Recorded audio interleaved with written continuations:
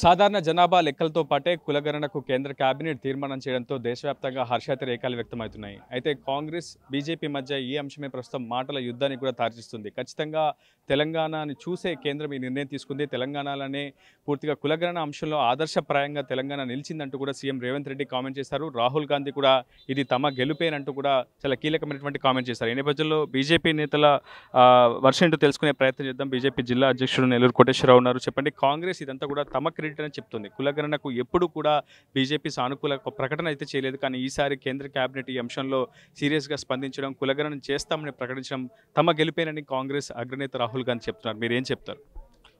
కాంగ్రెస్కి ఇది ఎప్పుడు పరిపాటే. ఎవరికో పుట్టిన బిడ్డని తన బిడ్డ అని చెప్పుకోవటం, ఎప్పుడో స్వతంత్ర సమరయోధులు ఏర్పాటు చేసినటువంటి కాంగ్రెస్ని నెహ్రూ గారు కబ్జా చేసి ఇందిరాగాంధీ వారసత్వంగా వచ్చినటువంటి కాంగ్రెస్ మీరందరూ చూస్తూనే ఉన్నారు. వీళ్ళకి ఏది స్వతహాగా చేయటం చేత కాదు. ఎవరన్నా చేసిన దాన్ని ఇది మేమే చేసామని క్రెడిట్ తీసుకోవడంలో కాంగ్రెస్కు మించిన పార్టీ ఇంకొకటి ఏమి లేదు. మీరు దాదాపుగా ఒక 65 సంవత్సరాల పరిపాలన చేశారు. ప్రజలకు ఉపయోగపడేటువంటి ఒక్క నిర్ణయం తీసుకున్నారా? దేశానికి ఉపయోగపడేటువంటి ఒక నిర్ణయం మీరు తీసుకున్నారా? అదే మీరు భారతీయ జనతా పార్టీ గవర్నమెంట్లో ఉన్నప్పుడు ఆనాటి వాజ్పేయి గారు అన్ని ఇన్ఫ్రాస్ట్రక్చర్స్ని, రోడ్స్ని ఎలా డెవలప్ చేశారు? మీ గవర్నమెంట్లో ఉన్నప్పుడు ఏం చేశారు? మీరు ఓన్లీ మైనారిటీ యొక్క సంతృప్తికర రాజకీయాలు తప్ప నిజంగా దేశానికి ఉపయోగపడేటువంటి ఒక బిల్లును పాస్ చేశారా? ఒక నిర్ణయం తీసుకున్నారా అని నేను సూటిగా కాంగ్రెస్ పార్టీని అడుగుతున్నా. ఇవాళ కూడా చూస్తున్నాం. మేము నిన్న నరేంద్ర మోడీ గారికి ఏదైతే జనగణన కులగణన బిల్లుని క్యాబినెట్లో ఆమోదం పొందినటువంటి సంతోషంలో ప్రజలందరూ కూడా స్వచ్ఛందంగా పాల్గొని మోడీ గారి చిత్రపటానికి పాలాభిషేకం చేస్తుంటే, ఈరోజు దాన్ని చూసిన కాంగ్రెస్ నాయకులు ఈ క్రెడిట్ ఎట్లా భారతీయ జనతా పార్టీకి పోతుందో, మేము కూడా దొంగ బిల్లులు పాస్ చేసుకున్నాము, దొంగ కులగణన చేసినాము వీళ్ళకంటే ముందని చెప్పుకునే ప్రయత్నంలో ఈరోజు ఖమ్మంలో 3 మంత్రులకి పాలాభిషేకం చేస్తున్నారు. మీరెక్కడ? మోడీ గారు ఎక్కడ? మీ పార్టీ నిజంగా ఏం చేసింది? ఏం కులగణన చేశారు మీరు? ఆల్రెడీ ఇంతకుముందున్న టీఆర్ఎస్ పార్టీ చేసిన లెక్కలకి మీరు చేసిన లెక్కలకి ఎక్కడైనా పొంతన ఉందా? అసలు మీ కులగణనకి ప్రజలు సహకరించారా? మీరు దాన్ని శాస్త్రీయంగా చేశారా?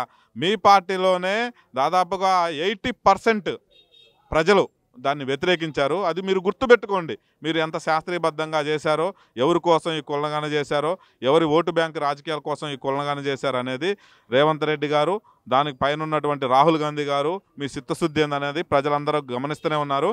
అదే భారతీయ జనతా పార్టీ ప్రభుత్వం తీసుకొచ్చిన ఏ బిల్లు అయినా కానీ ప్రజలకు ఎంత ఉపయోగపడుతుంది, ప్రజలు దాన్ని ఎంత సంతోషంగా స్వీకరిస్తున్నారు, ఎంత ప్రతిఫలాలు ప్రజలకు దక్కుతున్నాయి అనేది ఆత్మవిమర్శన చేసుకోండి. మీకు అది అసలు ఆత్మ అనేది ఉంటే కదా మీరు విమర్శ చేసుకోవడానికి. మొన్న కూడా అంతే, రాజ్యాంగం బుక్ పట్టుకొని మేము అంబేద్కర్ గారికి గౌరవం ఇచ్చామని గొప్పగా చెప్పుకున్నారు. మీరు ఏ గౌరవం ఇచ్చారనేది మీ గత నెల నుంచి కూడా ప్రజలందరూ గమనిస్తూనే ఉన్నారు. మీరు రాజ్యాంగం పట్ల ఎంత నిబద్ధతతో ఉన్నారు, ఎమర్జెన్సీని ఏ విధంగా పెట్టారు, మీరు అంబేద్కర్ గారికి ఏ విధంగా చనిపోయిన తర్వాత కూడా ఆ శవానికి ఏ విధంగా మీరు గౌరవం ఇచ్చారనేది ప్రజలు తెలుసుకుంటున్నారు. ఇంతకు ముందంటే మీడియా మొత్తం మీ కనసన్నల్లో మీ సొంత మీడియా ఉంది. ఇప్పుడు వచ్చిన మీడియా ప్రజలకి ఏ విషయమైనా కానీ స్పష్టంగా తెలియజేస్తుంది. మీరేం తప్పు చేస్తున్నారనేది ప్రజలు క్షేత్రస్థాయిలో కూడా తెలుసుకున్నట్టున్నారు. కాబట్టి మీ పప్పులు ఇక ఉడకో, మీరు ఏది చెప్పినా కానీ అది అబద్ధం అనేది తెలుస్తుంది. మీరు కులగణన చేసిన ఇన్ని రోజుల తర్వాత ఏ రిజర్వేషన్ మీరు అమల్లోకి తెచ్చారో కూడా తెలుస్తుంది. మోడీ గారు మన దళిత సమాజ వర్గానికి, మా అన్నలకి తమ్ముళ్ళకి వర్గీకరణకి చేసి ఎంత మేలు చేశారనేది కూడా ప్రజలు గ్రహించారు. ఇక రాబోయేది తెలంగాణలో కూడా భారతీయ జనతా పార్టీ ప్రభుత్వమే. మీరు ఇన్ని నెలల్లో కూడా ప్రజలకు ఒకటి కూడా ఉపయోగపడే కార్యక్రమం చేయలేదు. మీరు ఇచ్చిన హామీలను అమలు చేయలేదు. మీకు అడ్మినిస్ట్రేషన్ పూర్తి స్థాయిగా విఫలమైంది.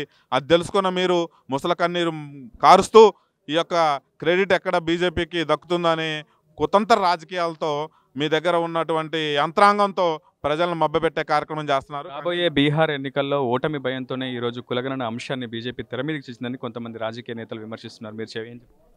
మిత్రులరా, ఇదంతా ప్రతిపక్షాలు ఆడే నాటకం. ఇది ఒకటి గుర్తుపెట్టుకోండి. ఒకవేళ నిజంగా తెలంగాణ నమూనా బీసీ కులగణన చేసింది బాగుంది అనుకుంటే, ఎంత సిగ్గుచేటైన విషయం ఏంటంటే రాష్ట్ర అసెంబ్లీలో ముఖ్యమంత్రి వర్యులు లేకపోతే ఉప ముఖ్యమంత్రి వారు క్లియర్గా ఒప్పుకున్నారు. మా ఒక కులగణనలో తప్పులు వచ్చినాయి కాబట్టి రీఅసెస్మెంట్ చేస్తామని చెప్పి మళ్ళీ అసెస్మెంట్ చేశారు. ఇక్కడ క్లియర్గా అర్థమైపోతుందిగా, వాళ్ళ ఉద్దేశం ఏంటంటే బీసీల యొక్క జనాభాను తగ్గించి చూపెట్టాలని, లేకపోతే బీసీ సోదరుల మధ్యలో విద్వేషాలు రెచ్చగొట్టాలనే ఉద్దేశంతో చేస్తున్నారు తప్పితే ప్రజలకు సేవ చేయాలనే ఉద్దేశం లేదు. ఈ బీహార్ ఎలక్షన్స్ అనేది ఒక విధంగా ఇంకా 9 ఏళ్ళ టైం ఉంది. దానికి సంబంధం లేని పరిస్థితి. అసలు ఇక్కడ పహల్గామ్ జరుగుతుంది, దేశమంతా ఉద్రిక్త వాతావరణంలో ఉంటే ఈ నిర్ణయం తీసుకోవడం అంతా మాత్రం చాలా తప్పుడు విషయం. అది భారతీయ జనతా పార్టీ ఎప్పుడు ప్రజలకు ఏ విధంగా కావాలి, రేపు పొద్దున 2026లో మనకి డీలిమిటేషన్ ఉంది. డీలిమిటేషన్లో భాగంగానే మనం ఈ రోజున జనగణన చేస్తున్నాం. జనగణన చేయాల్సి వచ్చింది కాబట్టి కులగణన చేస్తున్నాం. కానీ దీనికి బీహార్కి ఎక్కడ లింక్ ఉంటుంది? కొద్దిగా అయినా సరే మైండ్ పెట్టి ఆలోచిస్తే అర్థమవుతుంది. డీలిమిటేషన్ ఎప్పుడో 2030లో ఉంటే ఇప్పుడు తీసుకొచ్చి కులగణన చేస్తున్నారు బీహార్ ఎలక్షన్స్ అంటే ఒక అర్థం ఉంటుంది. అర్థం లేని వాళ్ళొక వాదన. అది ఒక పద్ధతి ప్రకారం, షెడ్యూల్ ప్రకారం ఏ విధంగా జరగాలో ఆ విధంగా డీలిమిటేషన్లో భాగంగానే జగన్న అదేవిధంగా దాంట్లో భాగం కులజన్న. ఒకవైపు బీఆర్ఎస్ కూడా ఈ అంశంపై స్పందించింది. ఎప్పుడు కూడా కాంగ్రెస్ కావచ్చు, బీజేపీ కావచ్చు, కేవలం కుల రాజకీయాలు మాత్రమే చేశాయి, మత రాజకీయాలు మాత్రమే చేశాయి. కానీ తమ ప్రభుత్వం అధికారంలో ఉన్నప్పుడే సమగ్ర కుటుంబ సర్వే చేశాము, అదే శాస్త్రీయంగా జరిగింది. కాంగ్రెస్ చేసినటువంటి సర్వే కూడా అశాస్త్రీయంగా జరిగిందని బీజేపీ చెప్తోంది. కానీ ఎక్కడ ఈ ప్రభుత్వాలు రెండూ కూడా పూర్తిగా కుమ్మక్కు రాజకీయాలకే పాల్పడుతున్నాయి. తమ ప్రభుత్వ హయాంలోనే సామాజిక సర్వే పూర్తి స్థాయిలో చేశామని బీఆర్ఎస్ చెప్తోంది. మీరేం చెప్తారు? నిజంగా మీరు సమగ్ర సర్వే చేశారు. ఆ సర్వే రిపోర్ట్లని మీ ఫామ్ హౌస్కే పరిమితం చేశారు తప్ప అది ప్రజాపాలన కోసం ఆ యొక్క సర్వే ఉపయోగించారనేది మొదటి ప్రశ్న. అదేవిధంగా ఈనాడు మనం చూస్తూ ఉన్నాం, బీహార్ ఎలక్షన్ల నిమిత్తము ఈ యొక్క దీన్ని తీసుకొచ్చారనేది అది 100% ఎందుకంటే ఆల్రెడీ బీహార్లో జనగణన కులగణన జరిగిపోయింది. ఇది దేశవ్యాప్తంగా కులగణన చేయాలి అనే యొక్క కార్యక్రమాన్ని ఏదైతే తీసుకున్నారో నరేంద్ర మోడీ గారు తీసుకున్నటువంటి కార్యక్రమం యొక్క లక్ష్యం ఏంటంటే ఏదైతే బీసీలకి రాజ్యాధికారంలో భాగస్వామ్యం రావాలనే ఉద్దేశంతో తీసుకోవడం జరిగింది. మీరు ఇప్పటి వరకు టీఆర్ఎస్ ప్రభుత్వం కానీ కాంగ్రెస్ ప్రభుత్వం కానీ బీజేపీ యొక్క ఇది అగ్రకులాల పార్టీ అని చెప్పి మీరు ముద్ర వేసుకుంటూ వచ్చారు. కానీ మొదటి నుంచి కూడా బీజేపీ బీసీ కులాల వైపున సామాజికంగా కూడా ఇక్కడ ఏది సోషల్ ఇంజనీరింగ్లో అద్భుతమైనటువంటి సోషల్ ఇంజనీరింగ్ చేయడంలో బీజేపీ అద్భుతంగా చేసుకుంటూ వెళ్తుంది. రాబోయే రోజుల్లో కూడా సోషల్ ఇంజనీరింగ్ ఈ దేశం మొత్తం కూడా సామాజిక భారత్, సామాజిక తెలంగాణ ఏర్పాటు కోసం నరేంద్ర మోడీ గారు తీసుకున్న నిర్ణయం మీరు ఎవ్వరు ఏమి చెప్పినా మీ మాయ మాటలకే పరిమితం అవుతాయి అని చెప్పేసి మేము తెలియజేస్తా ఉన్నాం. మొత్తంగా సామాజిక ఆర్థిక కుల గణన సర్వే పేరిట తెలంగాణ ప్రభుత్వం చేపట్టినటువంటి సర్వే అశాస్త్రీయంగా సాగిందని, ఆ విషయాన్ని ఆ పార్టీ నేతలు ఒప్పుకున్నారంటూ కూడా ఇటు బీజేపీ నేతలు అయితే విమర్శలు గుప్పిస్తున్నారు. ఖచ్చితంగా రాబోయే కాలంలో దేశవ్యాప్తంగా కూడా జనగణనతో పాటు కులగణన కూడా చేసి తీరుతామని బీజేపీ అయితే స్పష్టం చేస్తుంది. ఇదే వీడియో స్నేహితులతో రిపోర్టర్ ఉదయ్, RTV ఖమ్మం నుంచి. మరిన్ని వీడియోస్ కోసం ఛానల్ ని సబ్స్క్రైబ్ చేయండి. లేటెస్ట్ అప్డేట్స్ కోసం వాట్సాప్ ఛానల్ ని ఫాలో అవ్వండి. ఆ లింక్ డిస్క్రిప్షన్ లో ఉంది.